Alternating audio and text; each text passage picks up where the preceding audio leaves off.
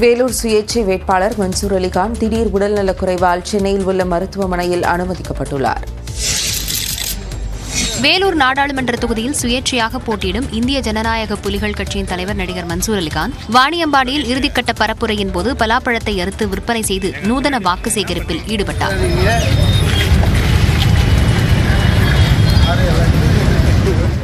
அதேபோல் துணிக்கடையில் துணிகளை வாங்கியும் அவர் வித்தியாசமாக பரப்புரை மேற்கொண்டார்.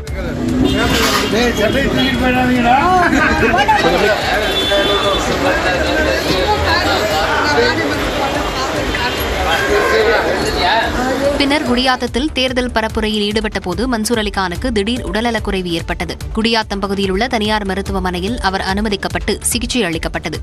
பின்னர் மேல் சிகிச்சைக்காக மன்சூர் அலிகான் சென்னை அழைத்து வரப்பட்டார். மூச்சு திணறல் காரணமாக KK நகர் பகுதியில் உள்ள KM மருத்துவமனையில் அவர் அனுமதிக்கப்பட்டுள்ளார். தற்போது அவரது உடல்நிலை சீராக இருப்பதாக தகவல் வெளியாகியுள்ளது.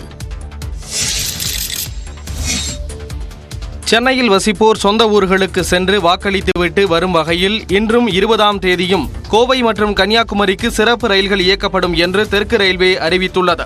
அதன்படி இன்று மற்றும் 20ஆம் தேதியில் மாலை 4:45 மணிக்கு சென்னை தாம்பரத்திலிருந்து புறப்படும் சிறப்பு ரயில் விழுப்புரம், விருத்தாச்சலம், திண்டுக்கல், மதுரை, விருதுநகர், தென்காசி, நாகர்கோவில் ரயில் நிலையங்கள் வழியாக 19ஆம் தேதி காலை 4:40 மணியளவில் கன்னியாகுமரிக்கு சென்றடையும். மறுமார்க்கத்தில் கன்னியாகுமரியிலிருந்து நாளை மற்றும் 21ஆம் தேதியில் இரவு 8:30 மணிக்கு புறப்பட்டு மறுநாள் காலையில் தாம்பரம் ரயில் நிலையம் வந்தடையும். இதேபோல் சென்னை எழும்பூர், கோவை இடையே இன்று மற்றும் 20ஆம் தேதியில் சிறப்பு ரயில் இயக்கப்படுகிறது.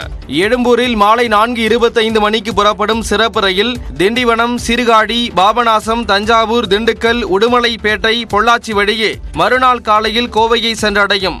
மறுமார்க்கமாக கோவையிலிருந்து நாளை மற்றும் 21ஆம் தேதியில் இரவு 8:40 மணிக்கு புறப்பட்டு மறுநாட்களில் எழும்பூர் ரயில் நிலையத்தை காலை 10 மணிக்கு சிறப்பு ரயில் வந்தடையும். தேர்தல் விளம்பரங்கள் தொடர்பான உச்சநீதிமன்றத்தின் இறுதி தீர்ப்பின் நகலை உடனடியாக தாக்கல் செய்ய தேர்தல் ஆணையத்திற்கு சென்னை உயர்நீதிமன்றம் உத்தரவிட்டுள்ளது. தேர்தல் விளம்பரங்களுக்கு அனுமதி மறுத்த தலைமை தேர்தல் அதிகாரியின் உத்தரவை எதிர்த்தும் விளம்பரங்கள் தொடர்பான வழக்கை உச்சநீதிமன்றத்தில்தான் தொடர வேண்டும் என்ற விதிகளை எதிர்த்தும் திமுக அமைப்பு செயலாளர் RS பாரதி சென்னை உயர்நீதிமன்றத்தில் வழக்கு தொடர்ந்திருந்தார். வழக்கை விசாரித்த உயர்நீதிமன்றம் இந்த விதிகள் முந்தைய தேர்தல்களில் பின்பற்றப்பட்டதா என விளக்கம் அளிக்கும்படி தேர்தல் ஆணையத்திற்கு உத்தரவிட்டிருந்தது. இந்நிலையில் இந்த வழக்கு தலைமை நீதிபதி கங்கா பூர்வாலா அமர்வில் மீண்டும் விசாரணைக்கு வந்தது. அப்போது மனுதாரர் தரப்பில் ஆஜரான மூத்த வழக்கறிஞர் சண்முக சுந்தரம் தேர்தல் விளம்பரங்களுக்கு அனுமதி மறுத்த உத்தரவுகளை எதிர்த்து உச்சநீதிமன்றத்தை அணுகலாம் என 2004ஆம் ஆண்டு உச்சநீதிமன்றம் உத்தரவை பிறப்பித்ததாகவும் பின்னர் கடந்த ஆண்டு ஆகஸ்ட் மாதம் வகுக்கப்பட்ட விதிகளில் மேல்முறையீடு செய்ய வழிவகை செய்யவில்லை எனவும் வாதிட்டார். தேர்தல் ஆணையம் தரப்பில் ஆஜரான வழக்கறிஞர் நிரஞ்சன் ராஜகோபாலன் விளம்பரங்களுக்கு அனுமதி மறுப்பதை எதிர்த்து உச்சநீதிமன்றத்தில்தான் வழக்கு தொடர முடியும் என்ற உத்தரவு 2004ஆம் ஆண்டு முதல் அமலில் உள்ளதாக தெரிவித்தார்.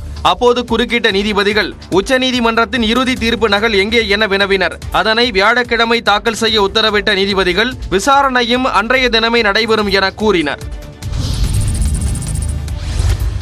காப்புரிமை விவகாரத்தில் தனது உரிமைதான் மேலானது என்ற வகையில் கருத்து தெரிவித்ததாகவும் மற்றபடி தான் அமைதியானவன், அடக்கமானவன் என்றும் நீதிமன்றத்தை மதித்து நடக்கக்கூடியவன் என்றும் இளையராஜா தரப்பில் சென்னை உயர்நீதிமன்றத்தில் தெரிவிக்கப்பட்டுள்ளது. இசையமைப்பாளர் இளையராஜாவின் சுமார் 4500 பாடல்களை பயன்படுத்த எக்கோ மற்றும் அக்கி இசை நிறுவனங்களுக்கு உயர்நீதிமன்றத்தின் இரு நீதிபதிகள் அமர்வு இடைக்கால தடை விதித்தது. இதனிடையே படத்தின் காப்புரிமை தயாரிப்பாளரிடம் இருப்பதாகவும் அவர்களிடம் செய்த ஒப்பந்தத்தின் அடிப்படையில் பாடல்களை பயன்படுத்த அதிகாரம் இருப்பதாகவும் எக்கோ நிறுவனம் மேல்முறையீடு செய்தது. கடந்த விசாரணையின் போது இசை நிறுவனம் தரப்பில் ஆஜரான மூத்த வழக்கறிஞர் இளையராஜா எல்லோருக்கும் மேலானவர் என்று தன்னை நினைப்பதாக தெரிவித்திருந்தார். இந்த நிலையில் இந்த வழக்கு மீண்டும் விசாரணைக்கு வந்தபோது இசை மும்மூர்த்திகளான முத்துசுவாமி தீட்சிதர், தியாகராஜர் மற்றும் ஷியாமா சாஸ்திரி தான் எல்லோருக்கும் மேலானவர்கள் என்று கூறலாம்